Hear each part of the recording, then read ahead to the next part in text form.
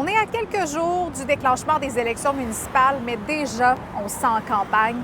Hier, le candidat à la mairie, Sam Hamad, a exigé l'arrêt complet des travaux du tramway jusqu'à l'élection du 2 novembre. Il dit que c'est une question de démocratie. Laissons les citoyens décider, entendons pour une fois, depuis qu'on parle de ce projet-là, pour la première fois, on va laisser les citoyens s'exprimer. C'est la démocratie. Je ne peux pas vous expliquer ce qui se passe dans sa tête, là. C'est assez dur à suivre. Aujourd'hui, son message, c'est qu'il faut arrêter tous les travaux, même ceux en cours. On laisse les chantiers, on fait quoi? On met un tas de gazon par-dessus ça, puis on ne touche plus à rien. Mais ce matin, le nouveau ministre des Transports a pris une position assez claire sur la question. Julien, est-ce que ça se peut annuler le projet de tramway à cette étape-ci, comme le réclame le candidat Hamad? C'est hors de question. Pourquoi?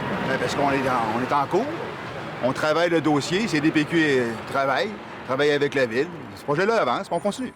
La Ville de Québec pourrait payer des pénalités de 150 millions de dollars si elle annulait le projet de tramway cette année et 300 millions de dollars si elle l'annule l'année prochaine. En bref, maintenant, je vous parle de Lévis parce que des résidents du secteur Saint-Rédempteur s'inquiètent de l'aménagement d'une piste à rouleau ou pump track en anglais parce que ça leur rappelle de mauvais souvenirs. Il y a une dizaine d'années, un parc de planches à roulettes qui était situé sur le même terrain avait fini par être démoli par la Ville de Lévis après de nombreuses plaintes. Les citoyens rapportaient de la violence, de l'intimidation et du vandalisme de la part d'adolescents.